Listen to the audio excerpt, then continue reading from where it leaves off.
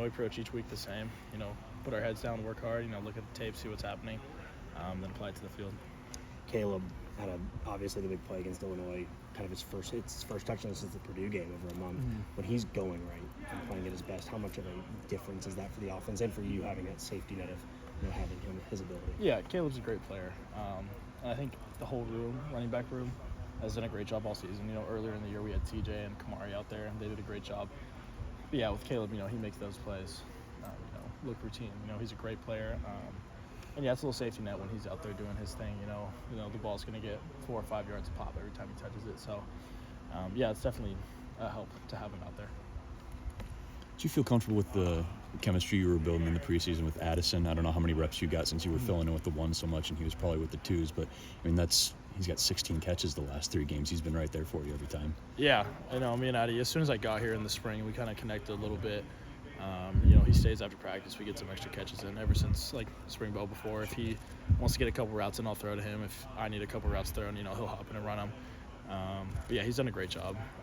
We're good friends, played a lot of golf in the off-season together. So, yeah, it's great to have him out there. Sure. What's some stuff maybe behind the scenes that we can't see in terms of the work that the offensive line has put in? Is there just stuff you can kind of share about that? Yeah, I think it's just how close they are as a group. They do everything together. They go to meals. They have Oline dinner every Thursday night. This week it'll probably be bumped up since we're traveling Thursday. But yeah, they spend almost every day together. They're in the room early, maybe 30, 45 minutes earlier, just talking, hanging out. So I think that's one of the biggest things that people don't really understand is how, when you're closer, you play together better. Are you ever invited to the O-line dinners? Yeah, I pop in. Okay.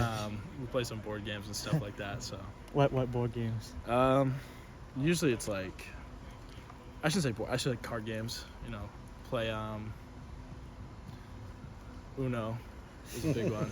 Uno's a big one. That's probably the main one we play is Uno, just because it's fun. So do you guys go to restaurants or does someone? We go to Logan's house and just. Everybody meets up, brings some food, stuff like that. So is it a potluck type thing? Kind of. You kind of just get your own food and bring it. Then usually the Thursday night game is on, so we'll turn that on. And then if you're not watching that, you're playing Uno. So. Are we talking cooking, or are we bringing food from restaurants? Usually from restaurants, but Bo will cook. Okay. Bo Stevens will cook some steaks. Nick will cook. Nick DeYoung will cook a lot too. So it kind of just depends on what you're feeling that night. Who's the best Uno player? It's hard to not say myself, but probably Logan. Deacon, you're obviously not unfamiliar with rivalry games. What have you been told from other guys about this game in particular? Yeah, I think anybody who, even when I was at Wisconsin, what the rivalry is between Nebraska and Iowa. We got a lot of respect for it. It's a big game, but we're not gonna, blow it out of the water. It's another game on the schedule. I'm sure they're looking at it the same way. It's another game on the schedule. We've got to keep moving forward each step. So, of course. Deacon, are you a Celtics fan? I am a big Celtics fan, yeah. How's a kid from Santa Barbara become a Celtics fan? So, my dad's favorite player was Larry Bird growing up. So, I grew up watching the Celtics.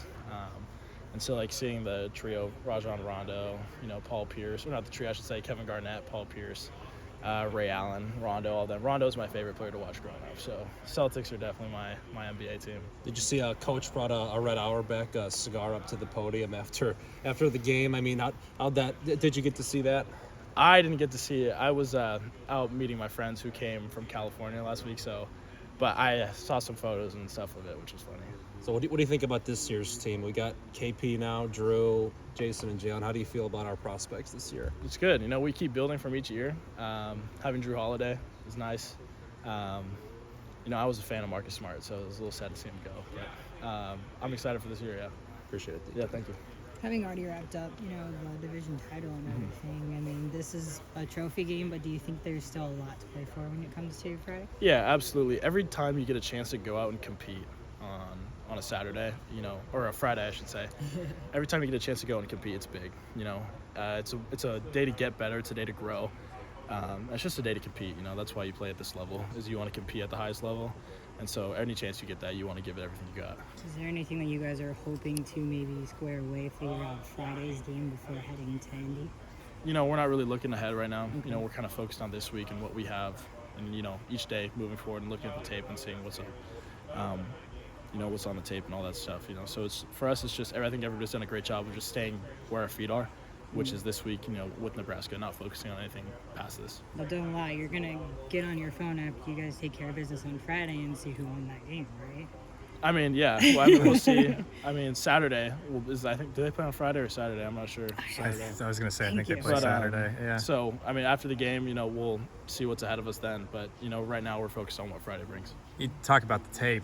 What's on the tape in looking at Nebraska? Yeah, they run a bunch of different stuff, get into a couple different fronts, a couple 5 downs, 3 downs, 4 downs, run a couple different coverages.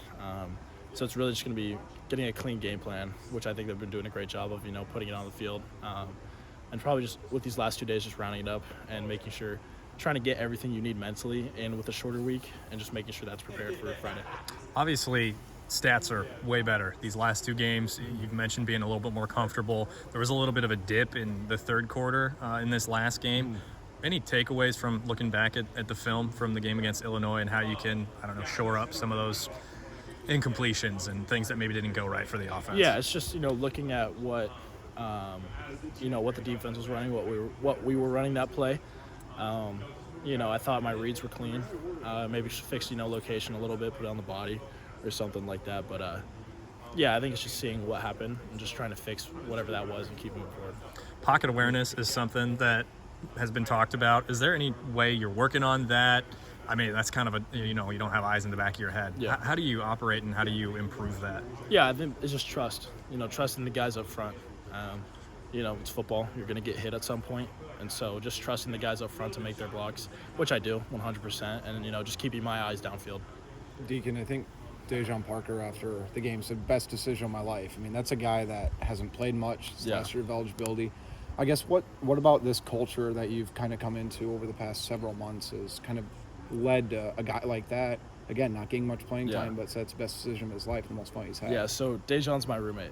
We're actually me, him, and Hayden Large, and TJ Washington, we all live together. But, we're all best friends. I think it's just what you didn't know what to expect when we came in here in January.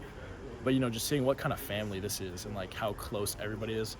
Not a lot of teams, the defense and offense are super close. But here, it's there's not even offense and defense. Everybody's really close friends. And then the coaches, just make sure everybody stays together. And I think that's one big thing as an offense this year is sticking together. I think the coaches have done a great job with that. I think that's the biggest thing is just being a part of a family like this, especially being away from home and all that stuff. You want to find a family, and I think we found that here.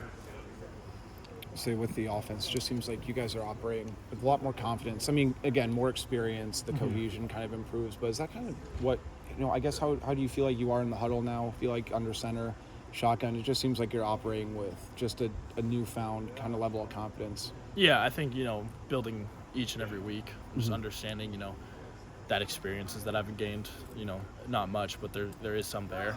And just taking that each game, and, understanding maybe 4 weeks ago it wasn't as good, but the past couple weeks have been better. And the biggest encouragement has just been seeing myself grow each week. And so seeing that progress has been really encouraging. So when I step on the field. I was going to say with Caleb Brown, I mean, you talk about a guy that didn't get many snaps for the first 2 months. It really seems like he's kind of emerging as one of your go-to guys. I guess what's kind of stood out about him over the past 3 weeks? Because it just seems like he's kind of been in his own element. I think it's just whenever the ball touches his hands, he makes a play. He's a hard runner. He played running back in high school, so he knows how to run the ball. He's got great hands, great routes. And so when you put the ball in his hands, he's gonna fight for those extra yards. And so I think that's just a benefit to have. What would being the starting quarterback on a 10-win team mean to you personally? Seth Anderson. Yeah, I think it would mean a lot. But, one thing that the coaches have stressed this year is, it doesn't matter what our record is. Each week we're going in 1-0 or 0-1. 0-0. I apologize. Going each week 0-0 and looking to be 1-0 after each week. But yeah, that was one of the biggest things earlier in the season was whatever our record is, it doesn't matter. What matters is the task at hand and what we're going to do with it. There might be a perception on the outside that, hey, this game doesn't matter to you guys. You're going to Indy next week. What do you say to somebody who's saying there's maybe no motivation? Maybe Iowa should sit some guys and yeah, I think that they don't understand what it's like to compete at this level and get the opportunity to go out I should say Saturday, but Friday. Yeah. And go and compete at this level. You know, every time you get to go out and grow and compete, you know, it's just a blessing in disguise. And like each week you're going to get better. And so having a game like this, you know, you're going to go out, compete. And, you know, competing is the best part about being in college football is you get to compete against the best. And competing is like the most fun part. Deacon, it's an era right now that's probably the most instant gratification era of all time. Just kind of your football journey, how have you been able to kind of stay grounded and stay patient, trust the process, and knowing that you are going to get a chance to start? Now, again, Big Ten West champion team. How have you kind of stayed grounded and patient? Yeah, I think the biggest thing was just finding that patience. You know, understanding not everything's going to come right away like the way you would want it to. You know, you hear stories about, you know, all these quarterback twos coming in and just like lighting up the world. You know, that definitely was not the case with my story. But each week has just been a stepping stone. Each week, you know, I'm trying to grow. And I think just leaning on my friends and family and leaning on the coaches here. Like Coach Bud always says, to trust the process, trust what you're doing, be present in the moment. I think that's the biggest thing, was just leaning on the people around me. You're going to see a 3-3-5 again with this defense. What stands out about Nebraska's defense in that line? Yeah, you know, they run it a little differently. They get into a bunch of different fronts, whether it's a 5 down, 3 down, or 4 down. They like to mix it up. Run a couple different coverages, get to their coverages a couple different ways.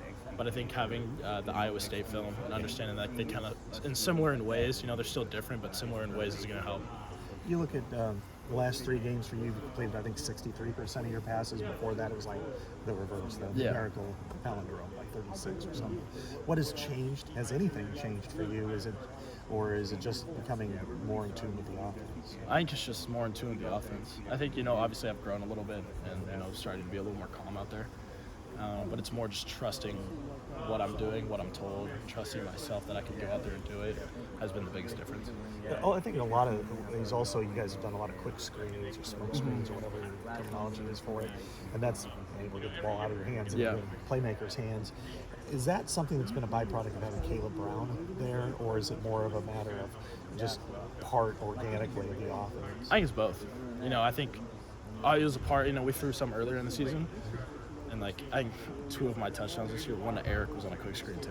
I think it's been a part of the offense, but then you get a guy like Caleb who knows how to run the ball, played running back in high school, fights for those extra yards. And then, you know, the Oline does a great job of getting out. Adio Stranga does an awesome job of blocking those.